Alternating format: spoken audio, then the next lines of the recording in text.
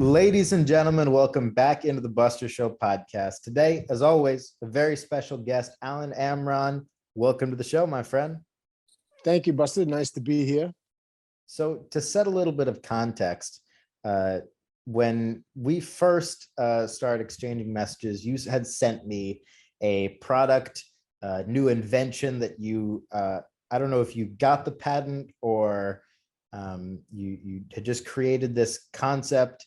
And I was looking through some of the other things that you had done, which definitely beyond just this new football concept, which we'll talk about at length, I'm sure. The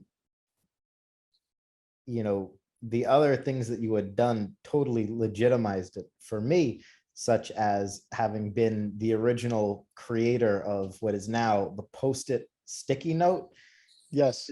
Does that just blow people away when you tell them that?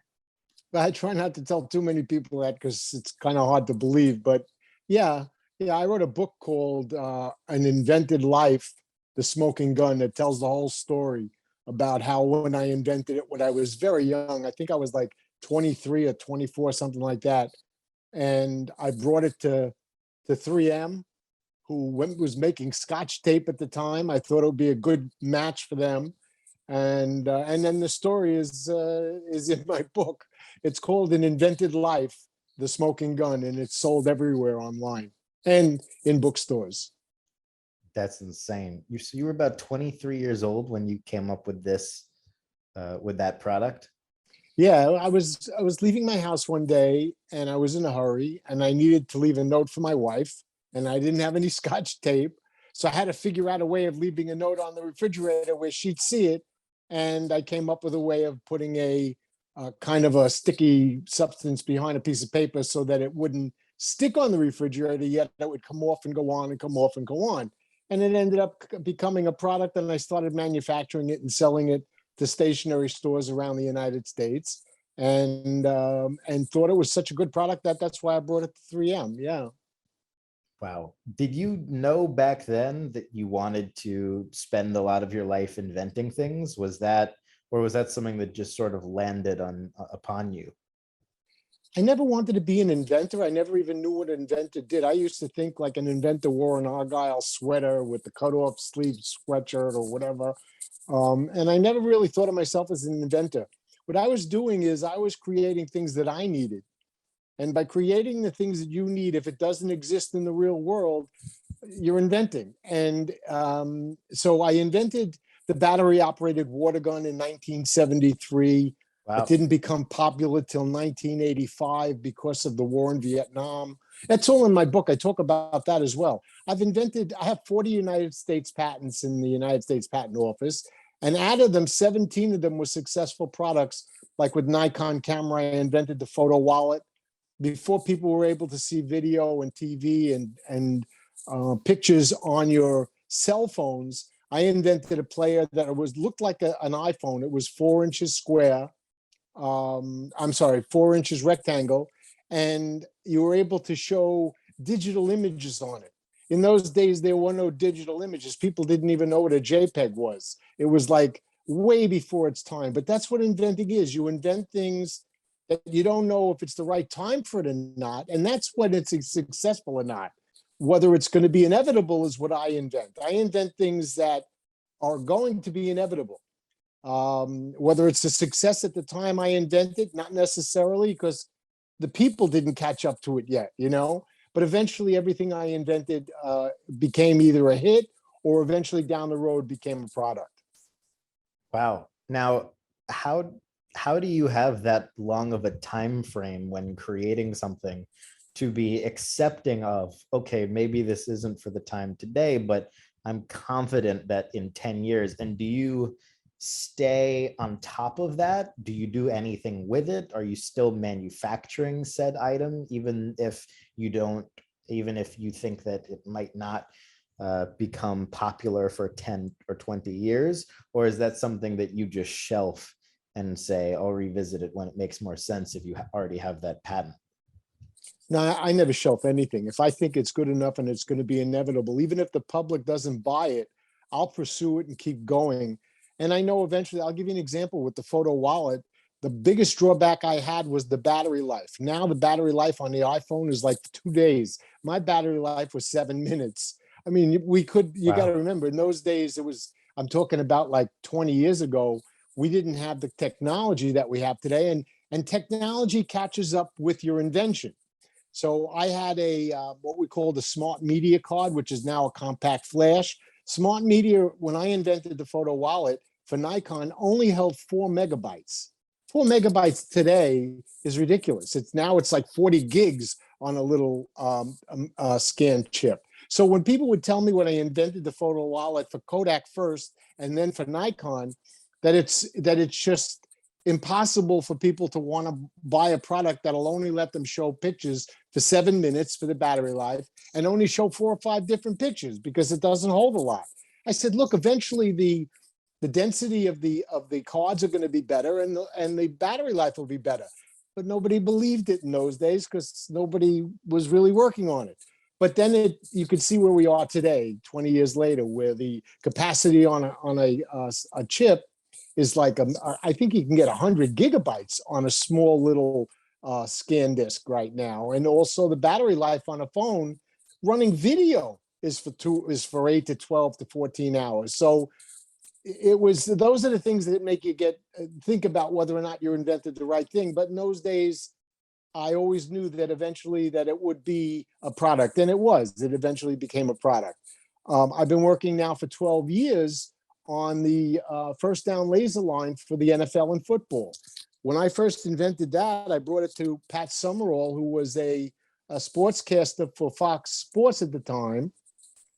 He thought it was a great idea, and I did too, obviously. I invented it. And he introduced me like 2 days later to the commissioner of football, who wasn't Roger Goodell at the time, but he introduced me to the commissioner of football and to like team owners and coaches. And I'm talking about going from not knowing anybody in pro football to going into knowing everyone because Pat Summerall just opened the door. And he thought the idea was that great. Now, here I am now, 12 years later or so, with a United States patent on what I believe is the culmination of the 12 years of working on it. Because the NFL gave me their ideas of what they think it should be and when I first invented it, it was raw.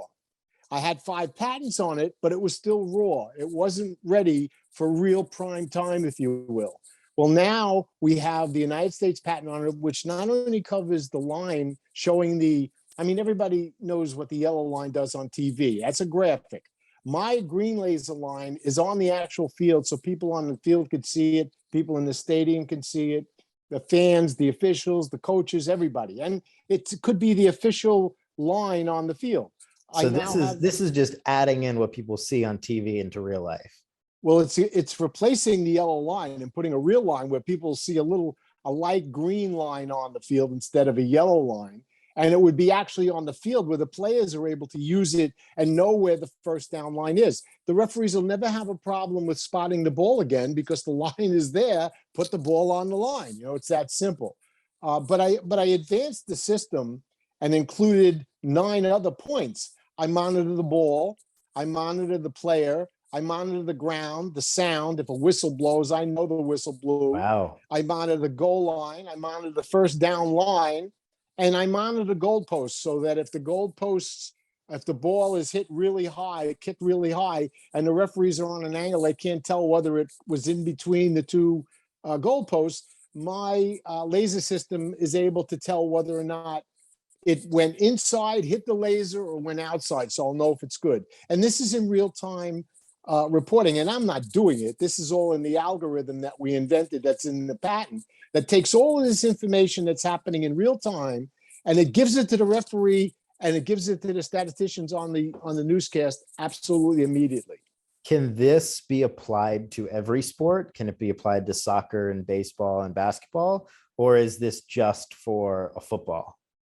Well, they have things in tennis like the Cyclops. They have things in baseball. They have certain things that do monitoring of players and the ball and things like that.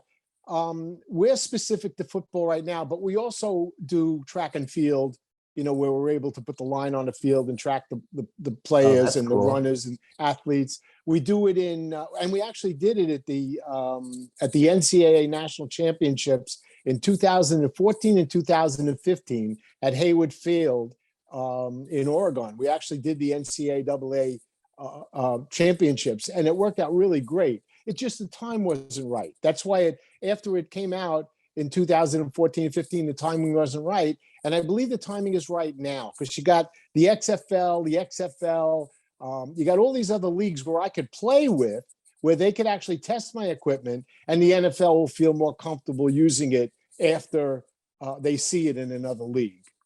Definitely. So when you came up with this, obviously, so you got the patent recently, and then tomorrow, actually, this is- 2/22/22. oh, The that's patent office, the way the great patent office date. works is they grant you the patent, and then about 3 months later, they actually issue it. And then just before they issue it, a week or two before, they give you the number. So I have the patent number, and I know tomorrow, which is 2/22/2022, is the date. I love the date. That date is the date that's going to be the issue date on the patent. Got it. And then the patent just protects you from having to worry about other people or having the legal merit to go after other people if they tried to copy it in any of the ways that are listed, right? Yeah, a patent is protection on your invention for 17 years. So 17 years from tomorrow, I'll be able to protect my invention. So if anybody decides they want to monitor the ball in football, they want to monitor, put a laser line on the football, or use lasers to locate where the first down is on the field, the goal post, the sound on the field, the ground, the player's knee hitting the ground before the ball, breaking the plane, all those things spelled out in method claims in my patent, I'll be protected. And protected in the sense that, yeah, they could go ahead and do it, but if they're infringing my patent, I have to notify them, and we hopefully come to a settlement and an understanding. If not, then there's legal action that has to be taken. Right. Now, this for the football, though, this is in partnership with the NFL, or this is separately, and then you just want the NFL to use it. Right now, we're contemplating partnerships with leagues, professional football leagues like the XFL, the USFL, and the NFL. Because obviously I can't use my equipment outside in a regular football game. It's silly. Right, It's not necessary. right. But in a professional football and in college, the NCAA is interested as well. And so, but we wouldn't partner with the NCAA because the ultimate game is in the NFL. And what our goal is to partner with the NFL and be their technology system going forward. That would be very cool. I mean, you listing out all those things, it sounds like you own the future tech of football. Is that sort of how you look at it? But, it's really funny. Look where we are. We're in 2022, and I'm able to get a patent on all of these things that the NFL should have been doing 10 or 20 years ago. Right. And they're not. And if they are doing it, they're not doing it in a public way. And they're not doing it in a protected way. And I've been checking with the NFL and a lot of sport players, and the NFL's practicing and doing stuff with monitoring the players and the ball, but they're doing it for statistics. They're not doing it to get an algorithm that gives a report as to whether or not the game is being played fairly. Officiating in the NFL costs billions of dollars to the teams that lose games because of a bad call. Referees that line up lines do it on a peripheral, wherever they're standing, they're lining up based on where they're standing. Sure, they try to line it up, but that's all they're doing. They're trying to line it up. With my equipment, it automatically lines it up instantaneously. There's not even a delay in the game. So, yeah, I'm surprised myself that there's nothing else in the offering right now for professional football officiating. Now, is there a world where you see these sports are completely autonomously officiated? And do you see this product pushing in that direction? Do you think that's also a good thing or a bad thing? I think what you said is a bad thing. I don't think it should just be done automatically.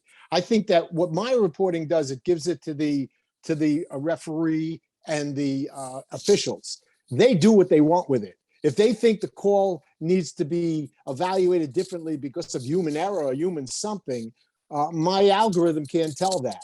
So I'm counting Right. on the referees and officials to take what information I can give them and to evaluate it and to make a call. And yeah, the system will do all the right things to give them the right information. For example, right now, 12% of all calls on the field are wrong. 12% statistically. What my equipment will do will eliminate that 12% and make it 100% accurate. Now, do we want it 100% accurate? The bettors do. The people that are betting on the games want it to be 100% accurate. The players want it to be 100% accurate. The owners want it to be 100% accurate. There are just some fans that say, come on, I like it when there's controversy and the call's wrong and they're arguing. And yeah, there's a certain element there that my system can't handle. Right. You definitely make a point, though, in terms of, a robot or technology could never determine unsportsmanlike conduct. That's Right. the sort of thing that is going to come down to which referee is officiating that game and Right. then makes a judgment call on that. But most rules and most plays can be done in this Of way. course. 99% of the plays that are in the NFL now are automatic plays. It either is or it isn't. The line's there, the ball goes there. It's all very simple. There are a couple of human elements that are involved with if a player picks up a ball and moves it by accident, or if the ball's kicked or something like that. Well, that's human stuff that my machine may not be able to pick up. I don't know yet because we haven't really tried that. But it's possible that the referee is going to have to add a little bit to the recipe here.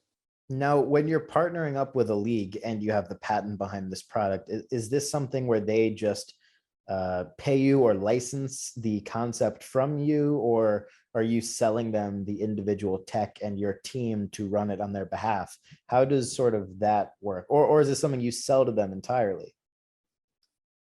Oh no, I won't sell it to them entirely. I'm trying to partner with them so that we could either work together or if they want to work on their own. You got to understand, the leagues have so much money and so much wherewithal to be able to do stuff that they can get things done a lot faster and a lot more efficient than I can.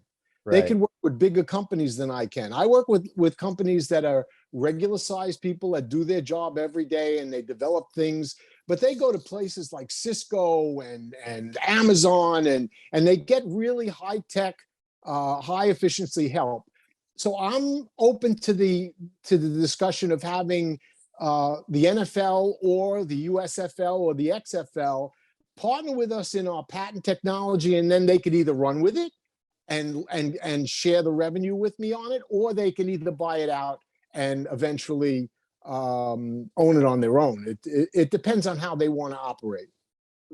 Interesting.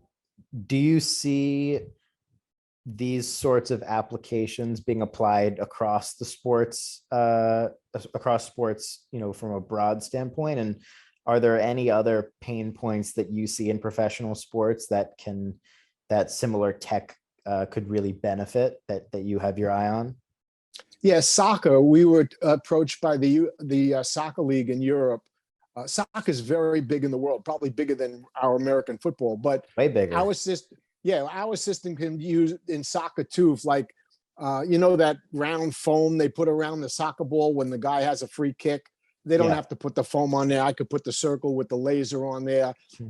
They have an invisible line, like we have the invisible line on the field for first down right now, and I could put it on the field with my laser. I could do the same thing with soccer, where they have, when the offensive player is running, the defensive player is not allowed to run in front of them. So, but the referee could be on an angle where he really can't tell whether he's in front of the player or not. So what our line does is give that line so the defensive player and the referees could see that the offensive players are in front of the defensive players. So I don't know I think they call that the offside line or something. I'm not exactly sure. But that line, and also the circle around the ball during the free kick, and also the goal. We can monitor the goal. When the ball goes through the goal, if it's a fair kick, we'll know whether it's a fair kick or not. Yeah, I'm sure the out of bounds too, just on the sidelines, whether it's going to be a corner or something like that. Out of bounds, monitoring the players, you know, if the ball is put into play and it's not supposed to be, we'll be able to know whether it is or it isn't right. So yeah, but the thing is, it's not, our algorithm takes what the sport wants. Like I get, like we worked with NFL officials to know what it is in the game they need to make their job a lot easier and quicker and more accurate. Same thing in soccer. We're going to work with the soccer referees to know what works for them and what they need, put it into my algorithm, and then my machine basically does everything on its own. Now, how does it communicate the calls to the officials? Because in the NBA, there are this, I believe this year or last year is the first year where there are instant replays. A coach can challenge a call. The officials go over to the monitor. They send it back to Secaucus, New Jersey, where the NBA headquarters are. They review it. It takes like 5 minutes. Everybody's bored by the end of it and ready to get the call over with. How does it communicate that to the officials in a timely manner? Is it like a buzzer? Or sort of how do you see that playing out, I guess, for football to start? Well, a lot of the calls you're talking about that they have to go over and review, they're reviewing an instant replay. They're trying to see where the ball was when something happened. What my equipment does, it already tells them that. In other words, I'll know whether the ball broke the plane or the player's knee hit the ground first, or he was out of bounds, 1 foot was out of bounds, or I'll know all that before they even have to go over and look for it. What I could do is, okay, they don't have to agree with what I got, but I'll show them in my algorithm in a report that the player was within bounds. The ball was in bounds. The player held the ball firmly. All those particular points that they look for in the instant replay, they won't have to. And I would assume that once they get used to it, it won't be a matter of, well, let's check on the algorithm. They'll see if they check, like for the first few times, if they see my algorithm says that it was a good call on the field, then they can go in an instant replay and see that it is in fact a good call the old-fashioned way. Same thing with the lines, with the flag set. My line will tell you that the ball where the first down line is on the laser line. But if they want to take the flags out and measure it for themselves, they could do that anytime they want. But the NFL, like when I told them that, they said, well, why would we want to bring the flags out if we already know we saw that the ball was over the laser line? Which makes sense. But like you said, sometimes they want to look at it, and challenge it. And then you would have to look at the instant replay to see whether or not the ball broke the plane or the player's foot was out or things like that. Got it. Okay, that makes a little more sense. So for the most part, the algorithm knows the right call, and then the officials can back that up through reviewing it to confirm that it was indeed the right call. If it's challenged. If it's not challenged, you'll say, hey, the algorithm called it, or the referee on the field called it. And, one of the referees once said to me years ago, he says, well, that's going to make our referees look bad. What if the referee puts the ball down on the 9-yard line and the line is on the 9.5-yard line? He thought it was on the 9-yard line, but the actual line is the 9.5-yard line. So I said, well, so what if it's going to make the referees look bad? It's right. That's just ego. Exactly. Yeah. He agreed afterward. Well, I'm glad that he was able to see the light there. Yeah. That's interesting, though. Question overall, what invention of yours are you most proud of? And is it this upcoming football? When you say proud of, I'm proud of all the inventions I did. And again, I know people say this all the time. They're like children. The same thing with film guys and guys that write songs. All their songs are like their kids, you like them all. But the one that I'm most proud of is the Post-it notes, because sticky notes is known by I go travel all over the world. I lecture at universities in Europe. I lecture at universities at UC Berkeley in California or in New York. Everybody uses the Post-it note and knows the sticky note. So I think I'm the most proud of that. And I tell the story about the sticky note because everybody knows how to use it now. I know it sounds silly, but when I invented it, nobody knew how to use a sticky note, because I'd give them a note and I'd tell them, put it on the wall. And they would just write a note and they'd put it on the wall and it would fall. I said, no, you have to touch the top where the glue is. Now, everybody in the world knows that now, but when you invent something new, you have to explain how to use it to people Right. at first. So that's like an interesting way of explaining to people that a new idea, as simple as the Post-it note, needs to be explained. That is a funny dynamic. Um, if you could give your 23-year-old self one piece of invention advice, something that you've learned about inventing things in the years since then, what would you tell yourself? Don't settle with 3M. That's what I would have told myself. I settled with them too fast and too easy. I didn't think, I thought it was a great idea. Don't get me wrong. I invented it. But when I settled with 3M way back when, it wasn't a big idea then. Post-it notes it wasn't even called Post-it note. I think it was called sticky note, or I don't remember what they called it at first. Um, and so that I would tell myself, listen, don't settle with 3M. Don't just take the quick money and get out.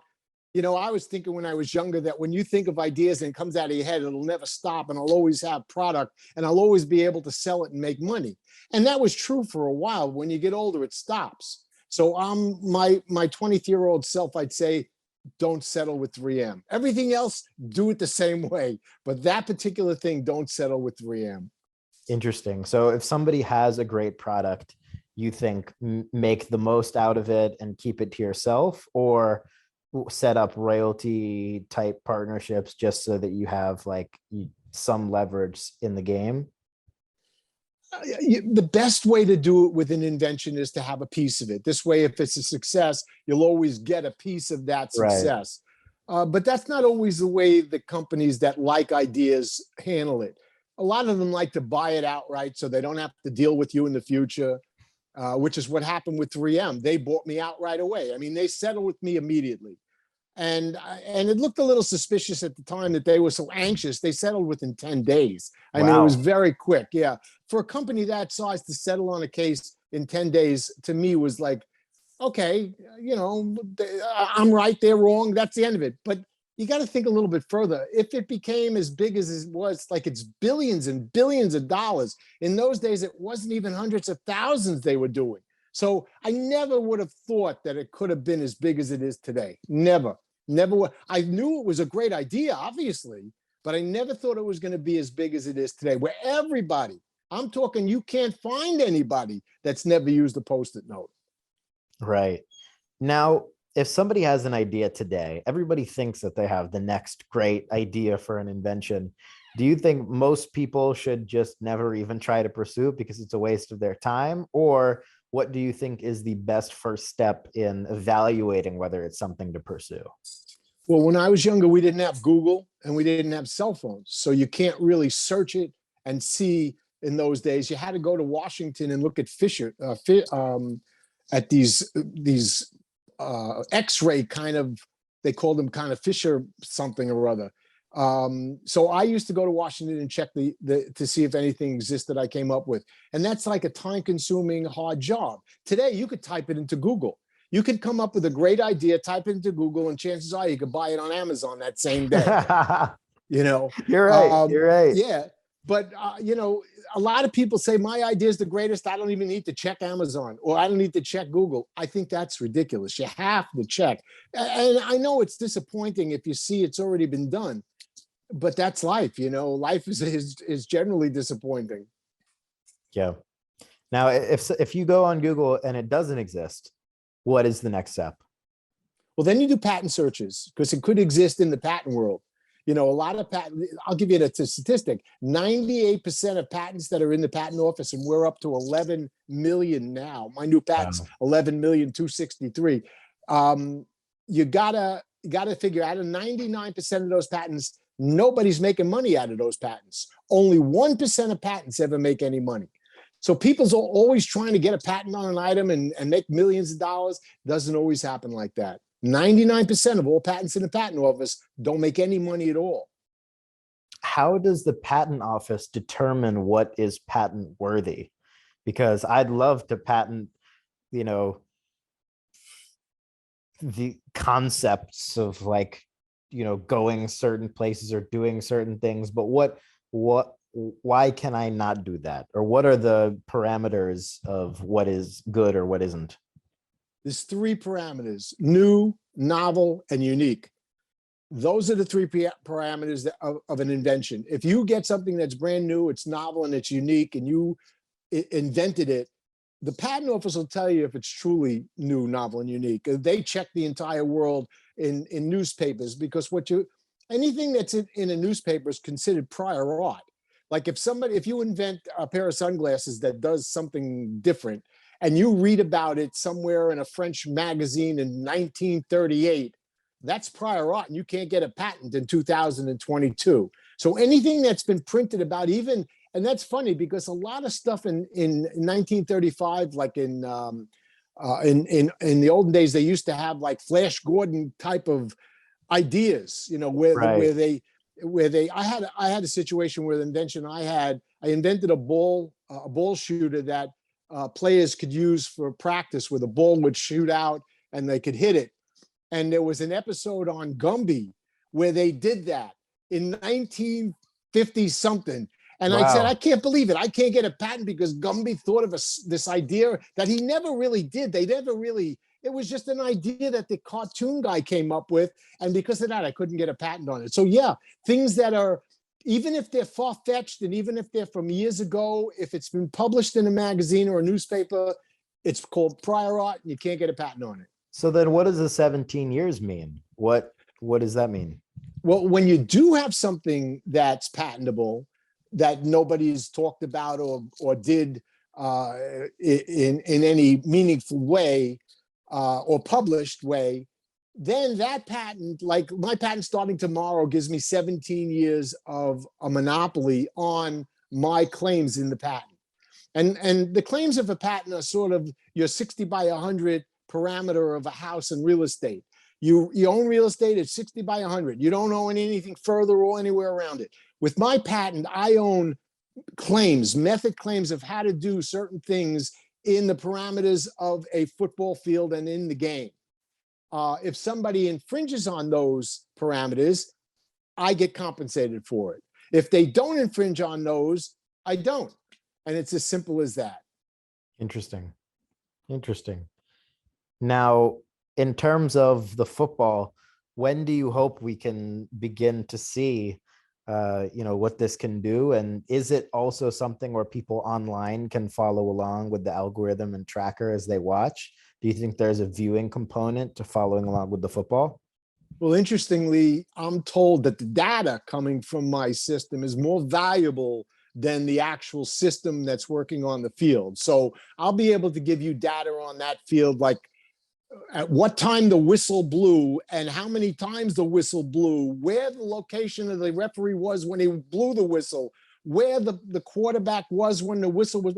I could tell you every single detail of that game in my algorithm, and then just type a thing saying, I want to know what this did and how it did it.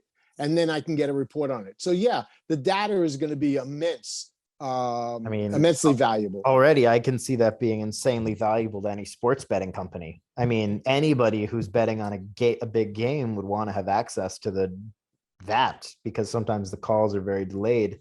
Say there's a review that has to happen, but you see what the review is going to be before the official walks across the field to get there. Exactly. And there's this rule where the official needs to touch the ball before the game.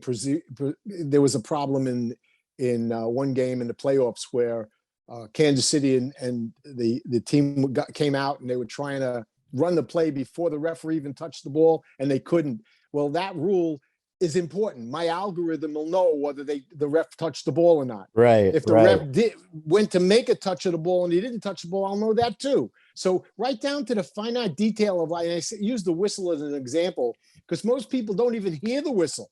You could hear in the confusion of the game and the pileups and all the things that are happening, you hear several whistles blowing. You don't know which one was the first one or when it happened. Well, when the whistle is blown and the play is dead, I have in my algorithm a time, and there it is. It's time stamped. That's when the play had to stop. Anything after that is not in the game.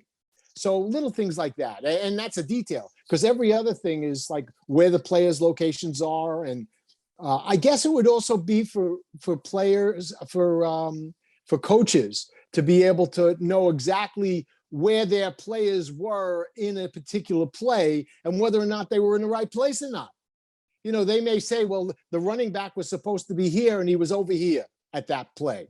I mean, that's the finite detail that you could get out of the algorithm. That's not my main goal, but the data coming out of the algorithm is inevitable and it's going to be more valuable to the coaches and staff. That is really fascinating. This whole conversation has been very, very educational. So thank you.